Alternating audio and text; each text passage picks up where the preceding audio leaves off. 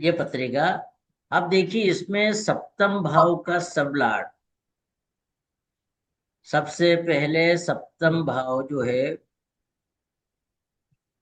सप्तम भाव का सबलाट सूर्य, दूसरे भाव का सबलाट गुरु, पंचम भाव का सबलाट भी सूर्य, और 11वें भाव का सबलाट चंद्रमा। ये चारों बात करेंगे हमसे इसकी, इस पर्टिकुलर जातक की, इस पर्टिकुलर कुंडली पर बात करने के लिए। तो ये देखिए, आज हम जिस पत्रिका पर विचार कर रहे हैं, ये 18 जून 2025 दोपहर में 13:48 और 9 सेकंड की पत्रिका है, और इंदौर का है। तो इसे आप हाँ प्रश्न जी। कुंडली समझ सकते हैं, इसे आप किसी की लग्न कुंडली समझ सकते हैं। तो इस पे आप विचार हम्म। कर रहे हैं। तो सबसे पहले हमने सूर्य को लिया। सूर्य, कि सूर्य कहाँ पे है, मतलब सप्तम भाव का जो है, सप्तम भाव का सबलॉर्ड सूर्य, सन। इस सन को देखना है। अब मेरी लैंग्वेज पे ध्यान देना आप सभी ने, कि मेरी लैंग्वेज का ये जो सूर्य आया सप्तम भाव का, इसे आप देखिए प्लेनेटरी पोजीशन में।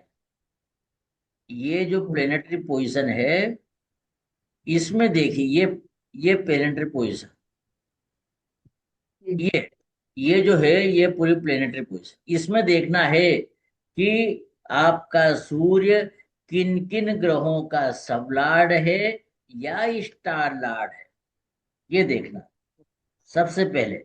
अब सूर्य को ढूंढना हमको मतलब नहीं, इस सूर्य के लिंक से मतलब नहीं है, हमें सिर्फ इस सूर्य से मतलब है, इस सप्तम भाव का सबलार्ड सूर्य से।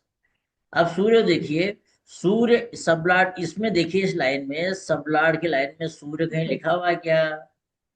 यहाँ पे नहीं लिखा हुआ है। सूर्य नहीं। तब हम देखेंगे कि स्टार लॉर्ड की लाइन में कहीं दिखा हुआ है क्या? तो स्टार लॉर्ड पालवा है। के देखो यहाँ पे, ये यहाँ पे लिखा हुआ है, यहाँ पे लिखा है, इसका मतलब ये, इसका जवाबदार कौन है? केतु है, ये केतु।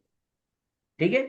तो केतु जो हो गया सब, अब इसे हम ज्योतिष भाषा में क्या बोलेंगे, कि केतु जो है वह सप्तम भाव के कार्य करेगा।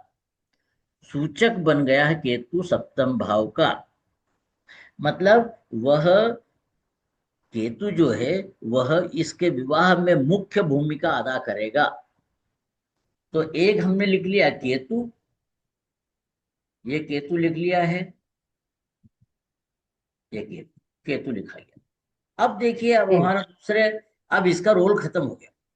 किसका? ये, इसका काम खत्म हो गया, केतु का काम खत्म हो गया। अब हमको फिर से देखना है कि पंचम भाव का कौन है। तो देखिए पंचम भाव का भी सूर्य है, जिसके सूर्य सप्तम हम्म। भाव का भी सूर्य, पंचम भाव का सूर्य है, तो वह भी केतु बन गया। अब हमने दूसरा भाव देखो, दूसरा भाव का सब लॉर्ड है गुरु। तो गुरु का हाँ। देखिए, इसमें इसी प्रकार से गुरु को ढूंढिए। गुरु देखिए, गुरु किसी भी गुरु भाव का कहीं सब का नहीं है। है, तब हम देखेंगे स्टार लॉर्ड। सबसे पहले मेरी बात को ध्यान रखिए, सबसे पहले सब लॉर्ड की लाइन को देखना है। सब लॉर्ड में नहीं है तो तब यहाँ पे स्टार लॉर्ड की लाइन देखना। तो गुरु यहाँ पर है, ये गुरु यहाँ पर है, तो गुरु चंद्र। चंद्रमा उसका मालिक बन गया। गुरु यहाँ पर है तो बुध का। बुध उसका मालिक बन गया। गुरु यहाँ पर है तो राहु उसका मालिक बन गया। ठीक है। तो कौन कौन बन गया? चंद्रमा, बुध और राहु। तो यहाँ हम लिख लें, ये हाँ यहाँ पे जी। हम लिख लेते हैं, मून, मून, राहु, सॉरी,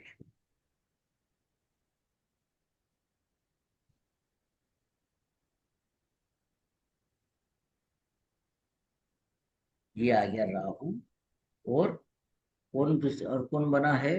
बुध, मरकरी। मर्क्यूरी। मरकरी। तो यह भी समझ हमारे बन गए सूचक, ये दूसरे भाव हाँ के जी। सूचक बन गए हैं। अब हम्म। 11वें भाव का सूचक कौन है? मंगल। हम्म। चंद्रमा, सॉरी, चंद्रमा है। 11वें भाव का जो है वो चंद्रमा है। तो चंद्रमा पे हम निशान लगा। अब इसी प्रकार से चंद्रमा को यहाँ ढूंढिए, ये यहाँ पे सब लाड की लाइन में चंद्रमा, देखिए कहीं चंद्रमा पे भी नहीं नहीं है। है। चंद्रमा को यह स्टार लाड की लाइन देखिए, वहां पे भी नहीं है। तब हम क्या करें? हाँ तब कृष्णमूर्ति भास्करन पद्धति स्पष्ट निर्देश देती है कि यदि सबलाड में नहीं है तो स्टार लाड में देखिए, स्टार लाड में नहीं है तो यह देखिए कि वो पत्रिका में कहाँ बैठा हुआ है। और पत्रिका कौन सी? चलित कुंडली, जिसको भाव चलित कुंडली बोलते हैं, उसे देखना है। मुख्य लग्न कुंडली को नहीं देखना है। चलित कुंडली में हाँ कहाँ बैठा, हाँ। तो देखिए चलित कुंडली में सूर्य यहाँ पे छठे बैठा हुआ है, स्थान पे। चंद्रमा। तो अब अभी हमारा क्या हुआ? चंद्रमा यहाँ बैठा जरूर है। अब हमारा क्या था? 11वें भाव का चंद्रमा यहाँ पे भी नहीं, यहाँ पे भी नहीं है। तो यदि नहीं है हम्म। तो चंद्रमा सबसे शक्तिशाली बन गया है, वह यहाँ पे काम करेगा। तो चंद्रमा यहाँ पर डबल बार आ गया अपना। ठीक है, तो हम क्या बोलेंगे? हाँ। चंद्रमा ही सबसे शक्तिशाली हो गया है, जो 11वें भाव का काम करेगा। ठीक है ना? हम्म। 11वें भाव का काम करेगा। तो अब हो गए हमारे ये चार, चार ग्रह मिल गए हमको। हम्म। ये चार ग्रह मिल गए हैं। कौन कौन से? केतु, चंद्रमा, राहु और बुध। ये हमारा काम करेंगे। तो क्या बात हमने समझी? आज हमने ये समझा है कि कार्यकर्ता या सूचक कैसे निकाले जाते हैं।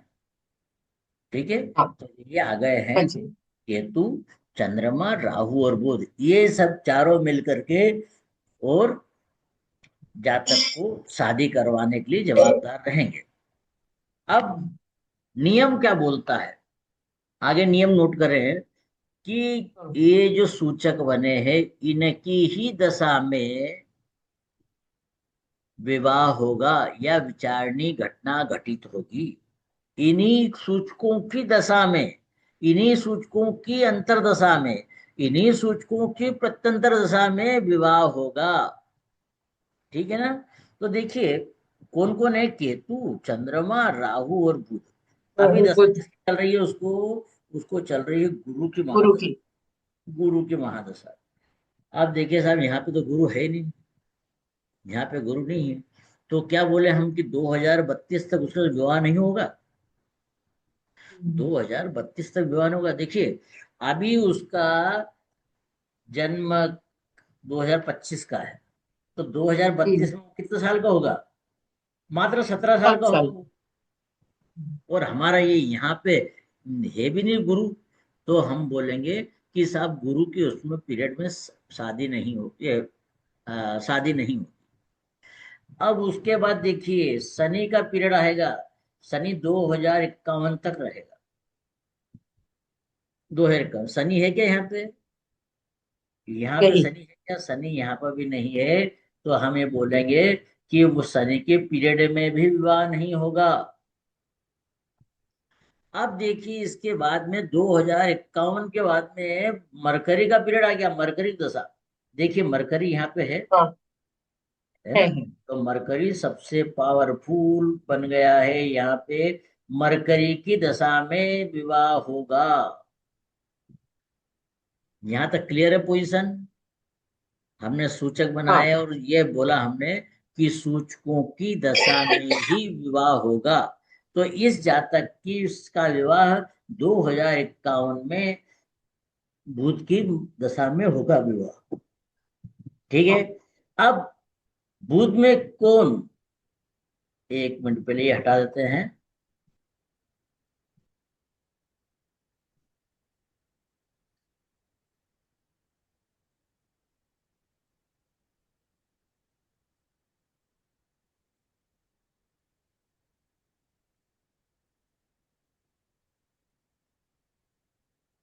अब बुध के अंतर, बुध की दशा में अंतरदशा देखना।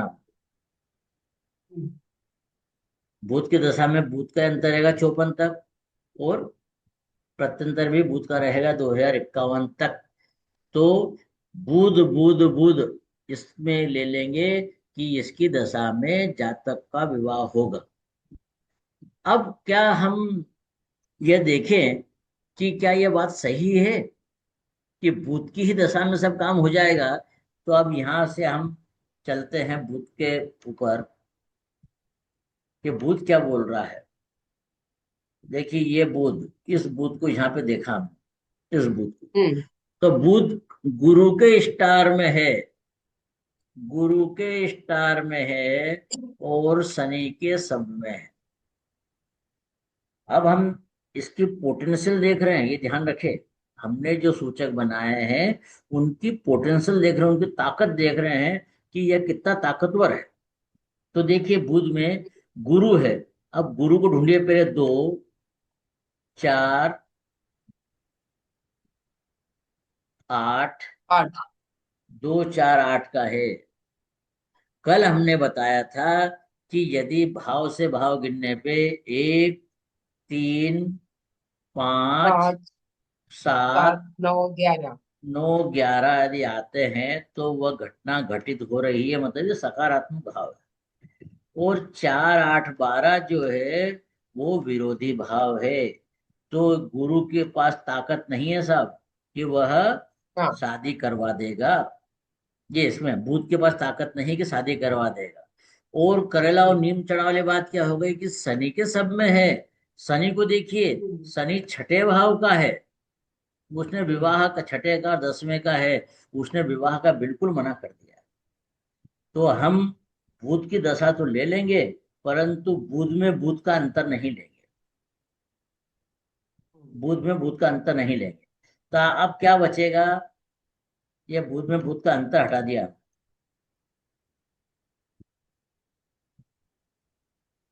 ये केतु है। ये बुध में बुध का अंतर हटा दिया, तो बुध के बाद केतु आ गया। केतु है क्या, देखिए केतु भी है यहाँ पे। तो हम बोलेंगे कि बुध की महादशा में केतु के अंतर में जातक का विवाह होगा। ठीक है, जातक का विवाह होगा। अब हमने केतु को भी बुध जैसा चेक करना हमको, तो क्या करेंगे,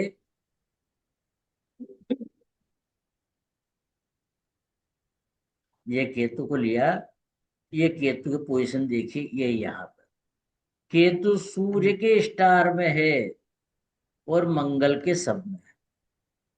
सूर्य को देखिए, सूर्य 5 का है, 5। सूर्य 7 का है, तो बढ़िया पॉजिटिव हो गया है। मंगल को देखिए, मंगल यहाँ पे किसी भी भाव का सबलॉर्ड नहीं है। मंगल को देखिए यहाँ पे स्टार लॉर्ड भी नहीं है। मंगल सबलॉर्ड भी नहीं है, मंगल स्टार लॉर्ड भी। तो यहाँ देखिए मंगल कहाँ बैठा है, तो देखिए मंगल बैठा 11वें भाव में, चलित कुंडली में। लग्न कुंडली में भले 12वें में बैठा, पर चलित कुंडली में 11 में बैठा है। तो हम्म। हम बोलेंगे केतु के पास में 5, या 5, 7, 11 है, मतलब सबसे ताकतवर हो गया है। मतलब 2, 5, 7, 11 में से 5, 7, 11 का तो केतु ही हो गया है। तो बुध की हाँ। महादशा और केतु का अंतर, ठीक है ना, इसमें विवाह हाँ। होगा। हाँ। अब हम प्रत्यंतर किसको लेंगे, प्रत्यंतर को देखिए, प्रत्यंतर भी बुध का ही, केतु का ही लेंगे, क्योंकि केतु बहुत पावरफुल है। तो आप बोलिए कि 5 फरवरी 1954, ये यहाँ पे 12 जनवरी 1955 से लेकर के 5 फरवरी 1900, नहीं ये क्या हो गया, अच्छा यहाँ शुरुआत हुई 15 जनवरी 1954 से लेकर के 5 फरवरी 1954 के बीच में जातक का विवाह हो जाएगा। हम्म। ठीक है ना। अब ये जो बच गए हाँ जी। चंद्रमा और राहु, उस समय पर केतु और बुध चंद्र और राहु के स्टार में, या केतु केतु के स्टार में, या केतु बुध के स्टार में, मतलब आपस में एक दूसरे के स्टार में गोचर करेंगे, तब काम होगा।